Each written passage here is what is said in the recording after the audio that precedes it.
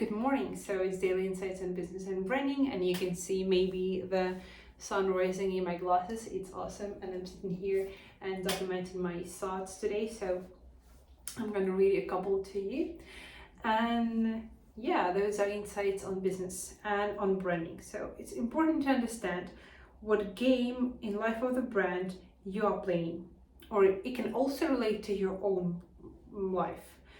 At the start, winning strategy would be taking up all the opportunities. Later on, saying no to the things that doesn't bring you closer to the goal. And it would go for a level of person. When you are a young student and you don't have a profession, you don't have any major or specialization or interest in or experience, it's really helpful to take up all the opportunities that you get, to be active in all your spheres. And as soon as you get somewhere, you should be changing the strategy and changing the game you're playing. Same would go for brand. When you are collaborating with other companies, brands, or have brand pairings that we talk about in other videos. Like brand pairing is when you pair your brand with any person, event, idea, whatever it is that you have. And you can do it without filtering at the start to get as many subscribers as you need, to get the larger audience, to get into different spheres, into different partnerships, to reach the different types of your target audience, and right? But then as soon as you've got somewhere, you should be niching down. And I am with the BADASS agency at the moment when we should be taking all the opportunity that we have, that we are getting, all the projects. But yeah, the ultimate goal would be to niche down and to decline a lot of projects and select only those that matter, only those that are full package, only those that require full branding, and that would let our projects be aligned throughout platforms, because not every project would let you do that. That's mostly question of our reputation and of the budget of clients, because when a client has got budget only for his CRM and not for the website, not for social media, not for long-term partnership, yeah, we would help him because we are at the early stages, but it's not wise business.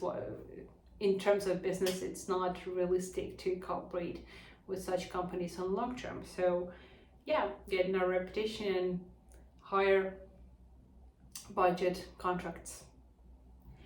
The second insight that I have is successful brands have high tolerance for uncertainty. Losers can't stand long periods without knowing the way this round plays out. So it would also go for people and for brands. If you are doing something and you do not have the result immediately, it means that you're aiming for really huge goal and you won't get the result immediately. That's pretty obvious, but let me put it back here. So if I were to run 100 miles, I wouldn't see the end of it, right? And if I'd be running for maybe a few hours, couple of hours, I wouldn't reach the end and I wouldn't see any of the result. I would just still be in the middle of the road without seeing the progress, because I'm there, I'm a little dot on the map and I do not see the progress. That what comes to huge goals and to uncertainty. You are uncertain all the way until you reach that 100th mile, right? You do not know the outcome until you get there. You are losing until you win. And same goes for just regular people in their life. I listened to one story on the podcast yesterday on how Steve Jobs was hiring Tim Cook to his team. So he saw his resume, resume when he was looking for a position. I'm not sure actually what position that was, but he saw that there was corporate guy. Like, he was from C-suite positions, and he wouldn't hire Tim Cook not because of his inexperience or not being competent enough or anything, just because his lifestyle wouldn't fit into startup company. Corporate and startups and small companies are so different. I know that I have friends in corporate and they are thinking much different than I do. We are so different when we are talking, like, we wouldn't agree on a lot of topics because overworking and putting nights, additional hours in startups just for the idea is fine. But for corporate, without getting paid for these hours, without, I don't know, getting trainings, months trainings for specific type, like, corporate is so much different. These people are so different. So I get why Steve Jobs wouldn't hire Tim Cook at first.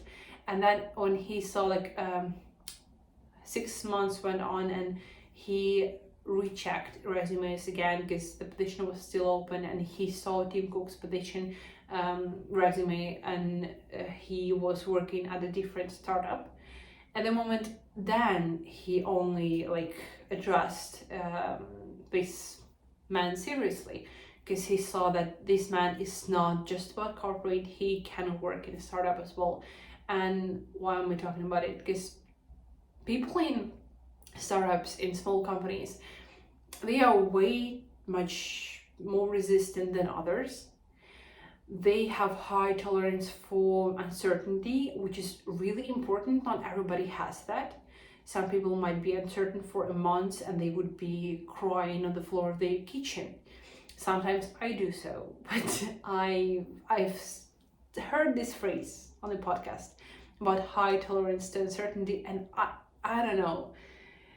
It was like a sun rising. I recognize this phrase because I know how it feels.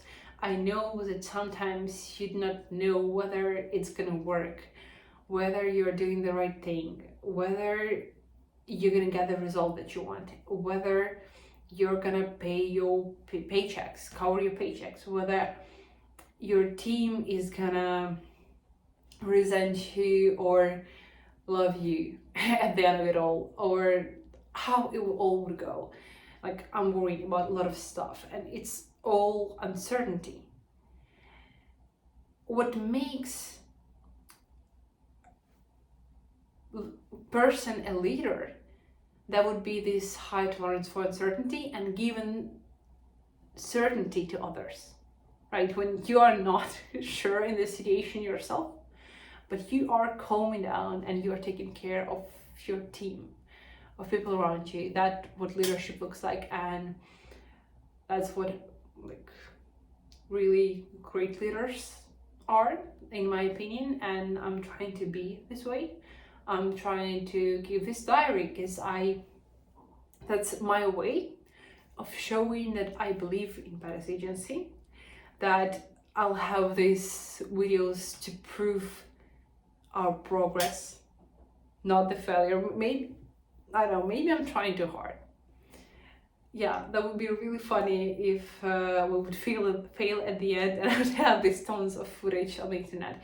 But why am I doing this tons of footage? I would repeat that. I already said that in some videos, but on some podcasts also, to social media experts or personal brand experts who are talking on how Kamala and Trump are different on the elections campaign. And Kamala had around 7 hours of long format content on the internet and within her campaign, and a lot of that was scripted.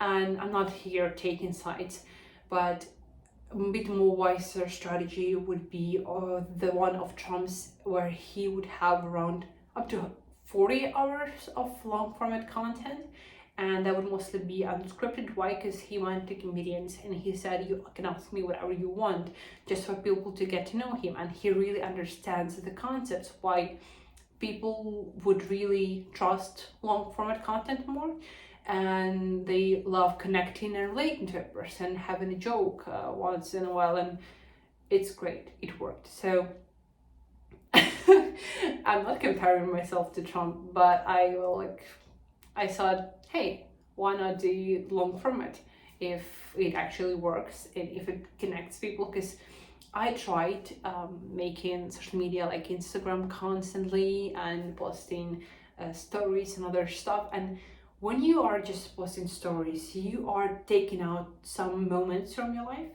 and you're not sharing the whole story, and you can't have enough time to tell what's going on in the day. Like, you are just posting a photo of you sitting at the desktop, and I'm like, okay, but what does it tell me? It tells me nothing. Insights is what's more important, and here I covered already two. The first one was what else? So first, make tons of footage, which I'm doing for your brand, to connect with people. It works really slowly for me, but I see that people are subscribing and some people are watching these videos, and I'm grateful to you, because I do not know yet what you find in here, because it's not edited version, it's not super intense, it's more of conversational, just to connect. And I acknowledge that, and I mostly do this just for those people with others who'd be opening a badass agency on social media or on YouTube or anywhere, like searching for us, and they would find YouTube and they would see that, hey, these people are recording these videos on a constant basis and they are serious dudes, and I might as well trust them as an agency and get back to them. So tons of footage. Second one is successful people and leaders have high tolerance for uncertainty, and they are the ones that can stand the longest periods of uncertainty and then come out as winners when everybody gave up. Yeah, it's hard because we are not rational creatures. That's why people fail at long-term investments. That's why it's gonna be political here, but like with the conflict, with the war in Ukraine, it's taken up a long time already, and we're like living in this situation for 3 years. I haven't calculated specifically, but it's a long time. And when you are living in a certain situation for like 3 years with political situation, a lot of people are giving up their hope, and only the strongest can stand up here. So it also works here. And the first one, I forgot the insight. It's important to understand what game you're playing, and what stages of your life you are. And at the moment, I'm sometimes confusing the game I'm playing in, because I'm getting back to the game I used to play. I used to just do a lot of work, a lot of design work, hard work, and just be like a working bee, not be the manager, not knowing how to manage people.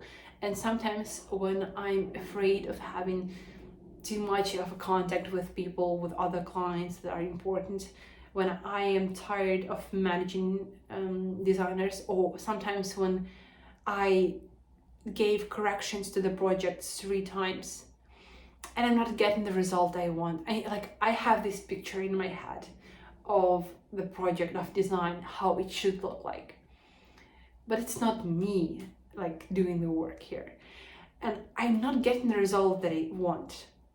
It's easier for me to do it on my own and not just give corrections, because I'm sometimes at lack of words, a lack of expressing how I want it to look like at the end. And when I'm lacking that, I'm sometimes giving up the game that I'm playing at the moment, and I'm getting back to the game that I used to play, which is stupid, and I'm taking away the progress that I'm making. So it's really important that I'm checking all of this, that I'm giving it a thought here, that I'm sitting here and sharing these insights with you, because yeah, it makes me analyze stuff on a daily basis, and it makes me see the flaws in our progress, and hope tomorrow will have less flaws and more insights. Have a nice day, and I'll see you tomorrow.